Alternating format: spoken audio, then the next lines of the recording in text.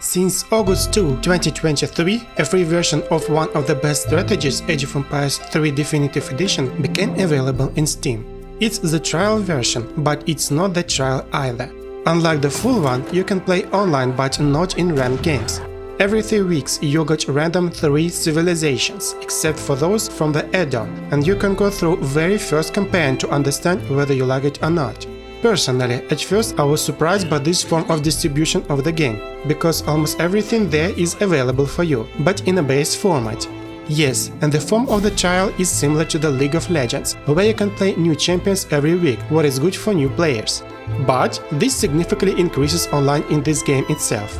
And I would say this: when I saw the trailer for the first time, I didn't want to buy it because I already had the original version with all the DLCs, and it seemed to me that there was nothing new there. However, now that I've played the free version, I've noticed some very nice changes that I personally found very handy as an avid Age of Empires player. In the Definitive Edition, we can choose a different interface for monitoring our resources that is very clear to understand. Units and buildings now show us information about speed of collection and producing resources. We do not need to level up the capital to get new cards, and we can immediately build a deck based on the strategy that we choose. Each card now has a description with specific numbers. Previously, we could see the card increases something, but we couldn't know exact number. Now we can see the bonus in number. This will be very helpful for beginners. Convenient camera. We can move it further than in the original game, and that gave us more information on the screen. In addition, due to the redrawing for 4K displays, the whole picture looks very sharp and you can see the units very close. Now we can see attack radius when building forts and towers, which allows you to understand what territory it can protect. At the technology tree screen, you can now inspect its civilizations in the main menu before you even start playing it, rather than suddenly discovering that pikemen and crossbowmen have only 1 upgrade for France where there are 3 for Spain. Improved map selection. Now it's not just a name with description, but also a pattern with the location of objects. Well, the most important difference is the improved network game.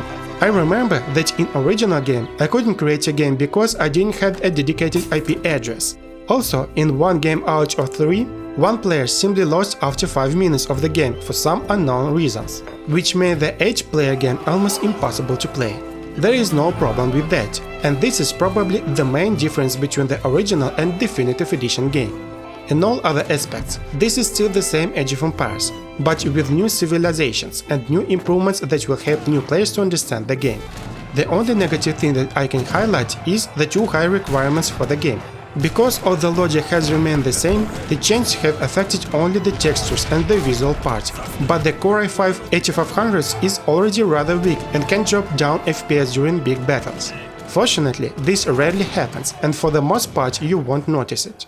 If suddenly you haven't played the third Age of Empires game but wanted to play it, or you just like strategy games, then I highly recommend to try it, especially when it became free. You have nothing to lose, and you can play it online with a friend even if he bought the game. Well, eStreamAngel was with you. Leave your comments about this game, press a like button if you liked my review, and subscribe to the channel if you don't want to miss new videos. Bye everyone!